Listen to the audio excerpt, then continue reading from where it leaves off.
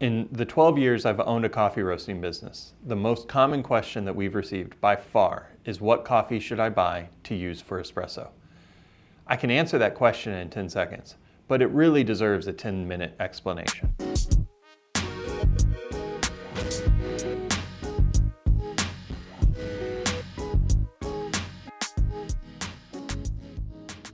When a customer comes in and a barista is asked, what coffee should I use for my espresso at home, they almost always recommend a chocolatey and rich coffee, something that puts those flavor notes on display the most.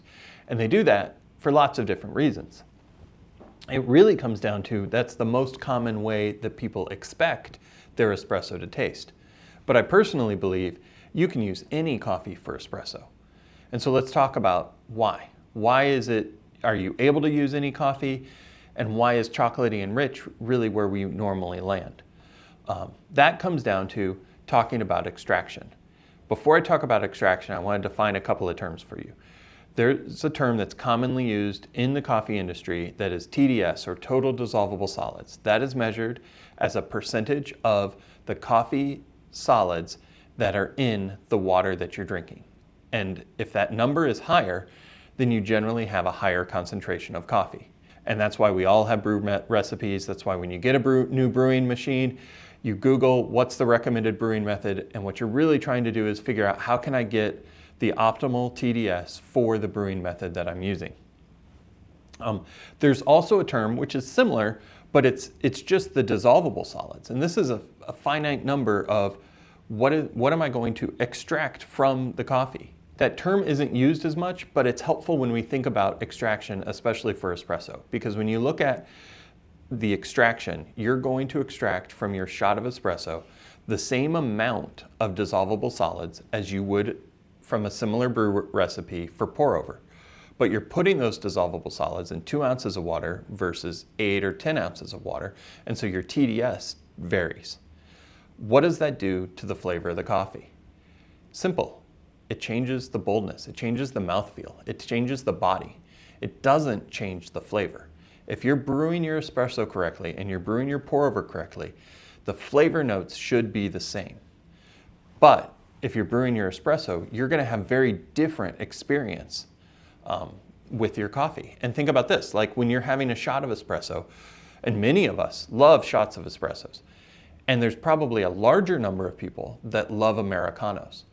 Well, we haven't changed the actual method that we brewed, but an Americano tastes very different than a shot of espresso. And the reason for that is you have a much lower concentration of coffee, lower concentration of dissolvable solids in that same cup. But your extraction was exactly the same. It's not like you're brewing or pulling a shot for an Americano differently than what you're doing for an espresso. And so you see that even more exaggerated when you talk about pour overs.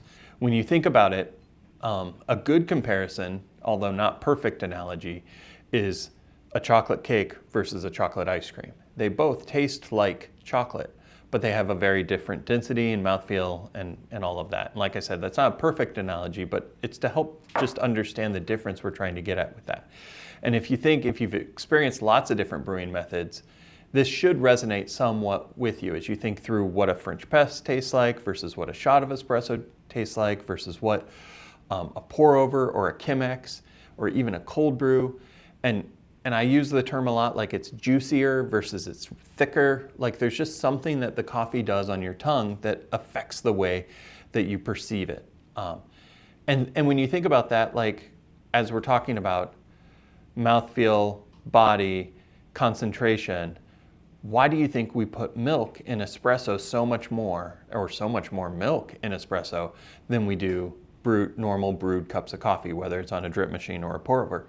And the reason is that concentration creates a density that sometimes people don't love. And so adding milk creates the mouthfeel that most people would probably prefer. And so, if we're looking at our sales on Coffee Bar, man, we probably sell 30-to-1 lattes to shots of espresso because people love the mouthfeel and the texture of a good steamed milk poured into a highly concentrated shot of espresso. And that's just what excites everyone. And so as you think about that, like, Well, then what complements the milk really well? It's probably going to be a chocolatey and rich coffee. So the next question I would ask you as you're starting to think through, what do I want? When I'm buying espresso, what do I want? The question you have to be able to answer is, well, how do you drink it? Do you prefer it in a shot, really concentrated? Do you prefer it diluted in an Americano?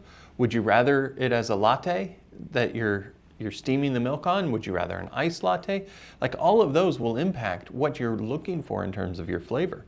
And even as you're having a shot, like, do you like just a shot of espresso that you drink really quickly, or are you more of an espresso sipper that you have with carbonated water? Like, that's going to affect what you're looking for in the coffee. And so think through, what do you love? We talk about chocolatey and rich because that's what most people are looking for when it comes to an espresso. But the reality is, what do you like the most when you drink coffee? If you drink drip coffee, where do you gravitate to? If you order a pour over at a coffee shop or make it at home, what do you gravitate to? Do you like the more delicate, balanced coffees? Do you like the more dynamic flavor profiles? Do you like to have a fruitier coffee? Do you like a chocolatier coffee? What do you gravitate through? And then order that and put that on espresso, especially if you're trying to brew a shot or a Americano. Just get what you love. Our baristas' favorite coffees in the shop are usually the more fruity ones on espresso. They just have this amazing feel. And so try to find what you love and brew it.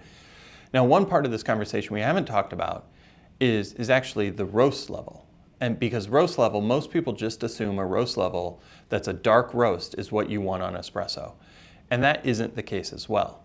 The different roast levels are going to impact the density of the coffee bean. The more you roast it, the lower the density of the coffee bean. The less you roast it, the more you have water in that coffee bean, and you haven't, it just ends up being a more dense coffee.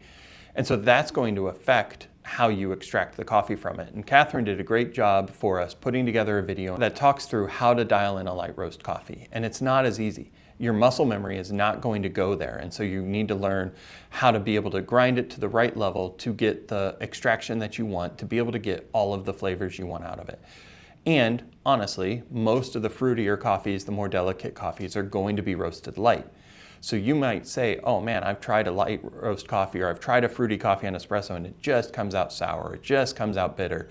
And that's probably because you haven't dialed in that roast, not because that coffee doesn't work well as espresso. And so that's my encouragement to you is probably go watch the video if you like those coffees, learn how to dial it in. It's going to take some time. Even every bag may take a shot or two extra to be able to get it the way you like it. And then you're going to make some of the best espresso you've ever had in your life. And that's what you're going for. And that's really the whole point of this. Start with chocolatey and smooth coffees, or chocolatey and rich coffees. Those are where people gravitate to. Get that down right, and then expand as your flavor palette expands and hit what you really love and pick those out. Don't feel like you're siloed into a certain coffee makes espresso. What you should say is, the coffee I love makes a great espresso.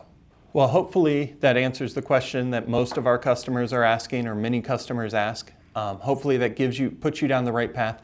If not, email us, reach out to us. We'd love to expand on it. We love talking about coffee, and in a coffee bar, sometimes you just don't have time to have the conversations we love talking about. So reach out to us and we'd love to talk more about this. Or follow us on YouTube, check out our articles on our website, like and subscribe. We're trying to put out more content like this as much as we can. So yeah, give us a follow and let's keep talking.